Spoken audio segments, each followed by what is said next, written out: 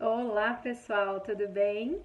Hoje eu tô aqui para falar sobre um assunto que eu adoro, que eu gosto muito de estudar, de entender e também de explicar para as pessoas. E eu acho que vocês que estão aqui me assistindo têm interesse em saber um pouquinho mais como é que funciona, né, o nosso corpo lá por dentro.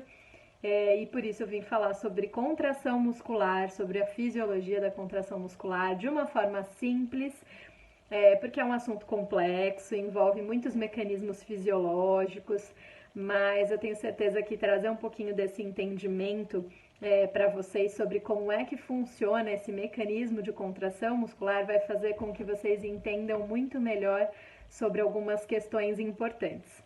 Vamos lá então?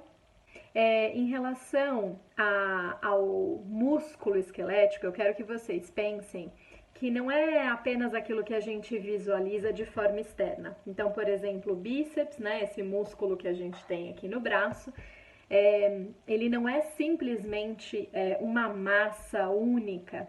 Dentro dessa massa maior que a gente visualiza, né, e que a gente também sente durante a contração, existem várias outras estruturas menores que compõem o músculo bíceps, né, no caso desse exemplo.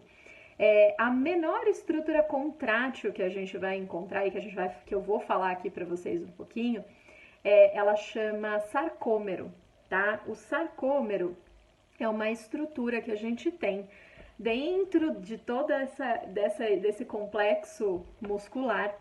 E dentro do sarcômero a gente encontra as proteínas de contração que se chamam actina e miosina.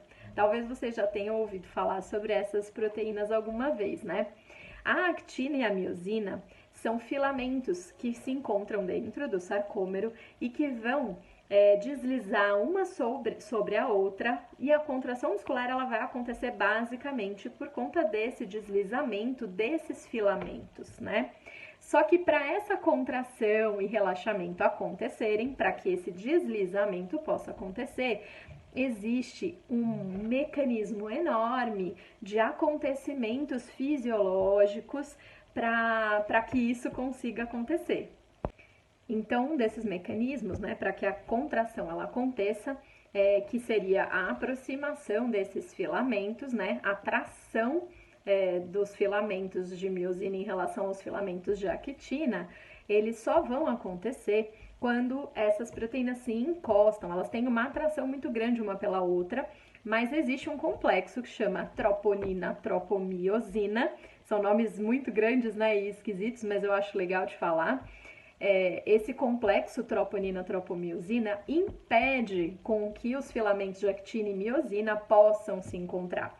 E aí a única forma da actina e miosina se encontrarem, fazer com que esse complexo seja afastado, é quando existe a liberação de cálcio dentro do citoplasma dessa célula muscular, e o cálcio vai permitir com que se libere, com que apareça o sítio de ligação, então esse lugar de ligação entre esses filamentos contráteis.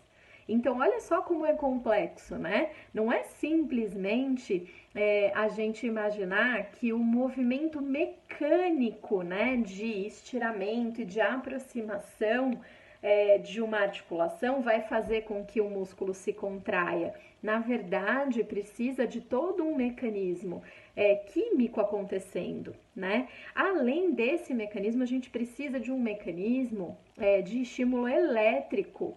Então, se o nosso sistema nervoso não manda uma informação, um impulso elétrico por meio de um neurônio que chama neurônio motor, para que essa contração aconteça, ela também não vai acontecer, tá?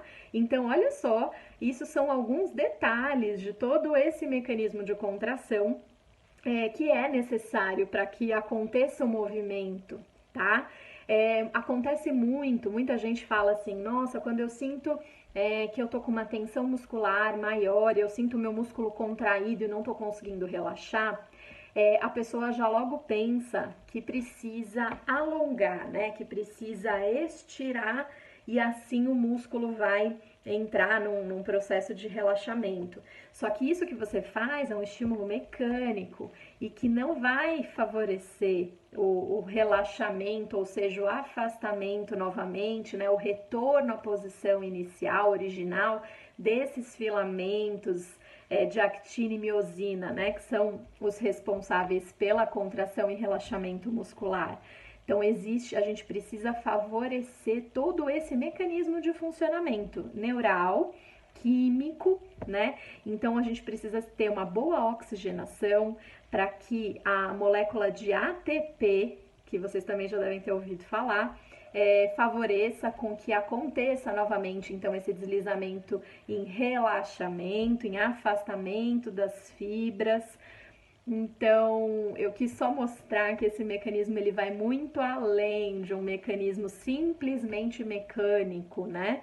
Então, trabalhar com fortalecimento muscular, então devolver o equilíbrio do funcionamento músculo-esquelético, que é o que a gente faz, né, no Pilates, com a prática do método Pilates, favorece e facilita que esse mecanismo de contração e relaxamento ele aconteça de uma forma saudável. E ainda falando sobre contração muscular, a gente consegue subdividir, né, os tipos de contração muscular. Vocês com certeza já ouviram falar também, né, nas contrações isométricas e nas contrações isotônicas, né? Então, quando a gente faz lá no Pilates algum exercício que exige da força e da contração isométrica, o que significa isso, né? O que é a isometria?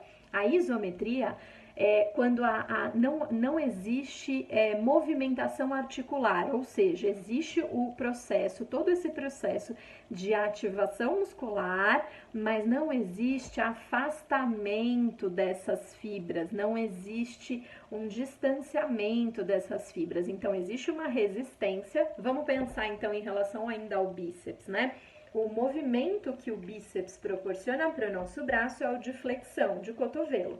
Quando eu coloco aqui na minha mão uma carga, um peso, então eu vou segurar um halter de 2 quilos, por exemplo, e aí eu faço esse movimento para cima, eu estou promovendo contração.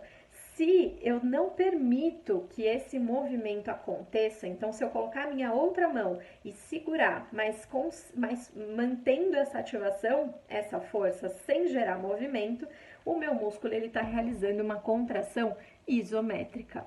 A isotônica, então, é o contrário, é quando existe sim o movimento, o deslizamento desses filamentos, dessas fibras musculares durante o processo de ativação, de contração. E aí, dentro ainda dessa contração isotônica que promove movimento, a gente pode subdividir em contração muscular isotônica concêntrica ou excêntrica. E ainda pensando então nessa região do braço, na contração concêntrica, em que eu aproximo as fibras musculares, eu tenho contração concêntrica do bíceps, enquanto eu tenho uma contração excêntrica do tríceps. Na contração concêntrica, as fibras origem e inserção musculares, né, se aproximam, e na excêntrica elas se afastam, tudo bem? Espero que vocês tenham entendido. Se tiver qualquer tipo de dúvida, por favor, pode perguntar aqui nos comentários. Estou super à disposição. Como eu disse, é um assunto que eu gosto muito de falar.